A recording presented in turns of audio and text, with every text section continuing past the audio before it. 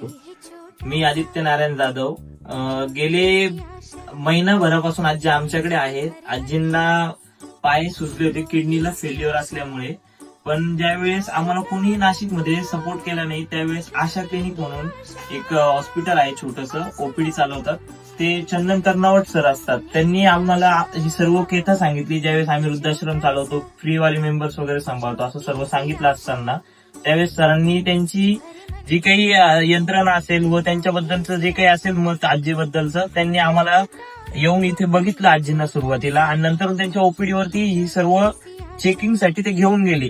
आणि त्याच्यानंतर आज आजींच्या पायाची सूज पूर्णपणे उतरत आलेली आहे आणि आता आजींना बरं वाटतंय. आजींचे 2 शब्द आपण ऐकूया.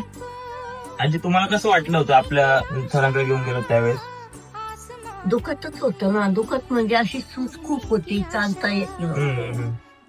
आता कसं वाटायला लागलं तुम्हाला? आता बरं आहे ना, हे काय सूज उतरली पायाची पूर्णपणे ना.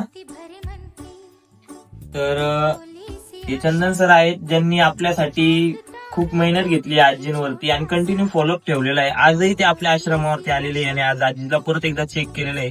त्यांनी गोळ्या वगैरे सर्व आम्हाला लिहून दिलेल्या असतात, ते सर्व आम्ही त्यांचा फॉलोअप घेतो आणि व्यवस्थित त्यांना गोळ्या टायमावरती देतो. तर तुम्हाला काही 2 शब्द? गंगा फाउंडेशन खूप चांगलं काम करते. बऱ्यापैकी आपण जे पेशंट बघतोय ते बऱ्यापैकी फ्रीमध्ये आणि त्यांच्या व्यवस्था आपण बऱ्यापैकी कमी याच्यामध्ये करून देत आहोत. आणि तुम्हालाही अजून काही मदत लागली ते आदित्य सरांना नक्कीच भेट द्या, त्यांच्याशी फोनवर बोला. बाकी काय येस, थँक्यू.